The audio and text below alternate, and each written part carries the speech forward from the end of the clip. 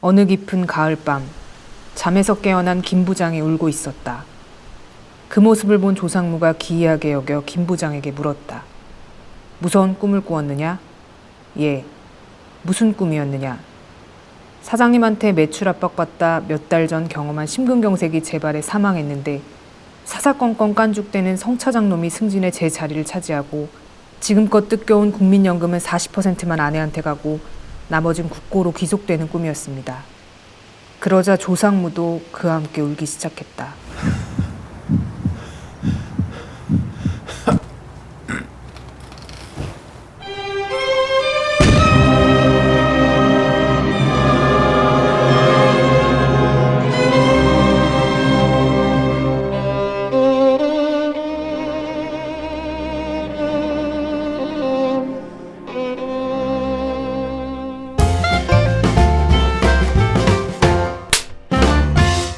완치됐다고 생각했지만 결국 김 부장을 죽게 만든 심근경색. 과연 무엇이었을까요? 헬스조선 심내혈관 특집 인천성모병원 심장혈관내과 이관용 교수님과 함께 하겠습니다. 교수님 안녕하세요. 안녕하세요.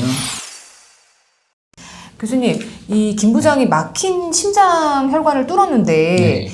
또다시 이렇게 막힌 건데 그 이유가 무엇인지 궁금합니다. 네. 심장혈관 질환은 한 번 시술을 받았다고 근본적인 치료가 되는 것이 아닙니다. 이 환자는 네. 심혈관 질환 초고위험형 네. 분이었는데요.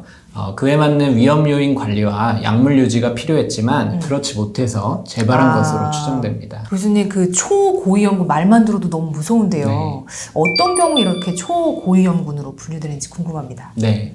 그 심혈관 질환 초고위험군이란 기존의 심근경색, 뇌경색, 말초혈관 질환 등의 혈관 질환 병력이 있는 환자들을 가리킵니다. 이미 한 차례 경험한 이력이 있기 때문에 또다시 발생할 가능성이 더 높고 네. 그래서 더 주의해야 하는 환자들인 거죠. 앞서 보신 환자처럼 스텐트를 이용한 관상동맥 재관류 시술을 받은 환자 그리고 시술 이후에 약물 치료 중인 환자 모두 초고위험군에 해당이 됩니다. 그런데 이제 김 부장이 50대예요. 보통 네. 이제 50대면은 저희 100세 시대에 굉장히 이제 젊은 나이인데 네, 이런 젊은 나이에도 이렇게 심장혈관 질환, 이렇게 치명적인 심근경색 같은 질환이 발생할 수 있겠네요. 네. 네. 오히려 젊은 환자는 앞으로 살아갈 날이 더 긴 만큼 심혈관 질환을 또다시 경험할 확률이 높다고 볼 수 있습니다. 그렇구나. 네. 네. 특히 이제 현재 국내에서 네.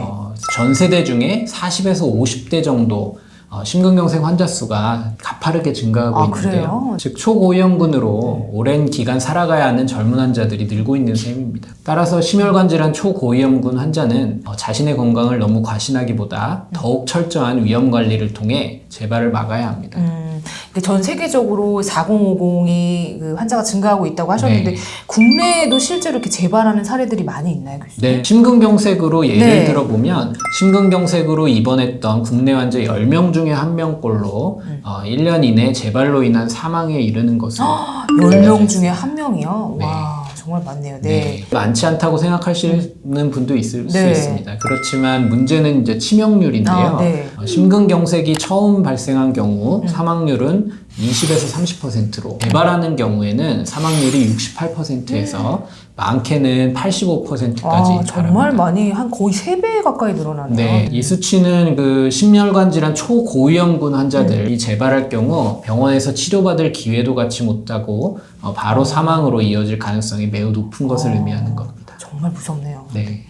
그렇다면은 이 심혈관 질환 초고위험군 이런 환자들은 어떤 관리가 좀 필요한지 궁금합니다. 네. 고위험군 환자들이 심혈관 질환 발생하는 데 있어서 여러 가지 원인인자들이 있는데 네. 예를 들어 나쁜 식습관, 네. 운동 부족, 네. 흡연, 네. 당뇨, 고혈압 등이 모여서 심혈관 질환을 유발하게 됩니다. 그런데 그 중에서도 이제 특히 주의해야 하는 것은 이제 LDL 콜레스테롤이 높은 경우입니다. LDL 콜레스테롤. 네. LDL 콜레스테롤은 일명 나쁜 콜레스테롤로 불리는데 심혈관 질환의 발생과 선형적인 관계가 있다고 알려져 있고 나쁜 콜레스테롤 수치가 높으면 즉 심혈관 질환 발생률이 높고 수치가 낮아지면 심혈관 질환 위험도 낮아지는 것입니다. 그 LDL 콜레스테롤 수치는 낮으면 낮을수록 심혈관 질환 예방에 효과적입니다. 낮으면 낮을수록. 네. 네. 어디까지 낮추는 것이 좋냐에 대해서는 이제 의료진에 따라서 이견이 조금 있는데요. 기본적으로 국내에서는 한국지질동맥경화 학회에서 2018년 마련한 치료 지침에 따라서 70mg/dl를 기준으로 삼습니다. 다시 말해 본인의 LDL 네. 콜레스테롤 수치가 70 이상이라면 이를 최대한 빨리 낮추도록 더 노력해야 합니다. 70이면 굉장히 낮은 거죠. 보통 네. 한 130 정도. 그렇죠. 이제 일반인들은 그렇게 예. 이제 예. 정상 기준치가 그 정도인데 70 이상이라면 이를 좀 빨리 낮춰야 된다. 네,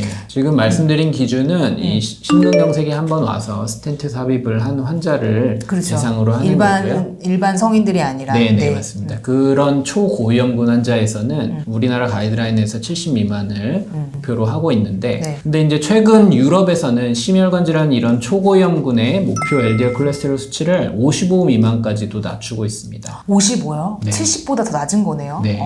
그래서 네. 우리나라도 아마 장기적으로는 이러한 흐름에 동참할 것으로 생각됩니다. 2018년에 가이드라인이 바뀌었으면 정말 최근 네. 이슈인 거네요. 네, 그렇죠. 맞습니다. 네. 그 아마 뭐 이 영상을 끝까지 보셨을 그 심혈관 질환 초고위험군 환자 본인이 그 해당된다면 이제 많이 이제 불안들 하실 텐데 이런 초고위험군 환자들을 위해서 마지막으로 한 말씀 부탁 좀 드리겠습니다. 네. 이 심혈관 질환 치료에서 이 시술이나 수술이 이제 1라운드면 그것은 전적으로 의료진의 몫이지만 2라운드는 재발을 막기 위해 위험 요인을 꾸준히 관리하는 것이고 이는 의료진뿐만 아니라 환자 스스로가 적극적으로 그렇죠. 노력해야 하는 겁니다. 이 만성질환 관리뿐만 아니라 흡연이나 비만, 운동 부족 등 이제 바꿀 수 있는 위험 인자를 없애도록 노력하는 게 중요하고요.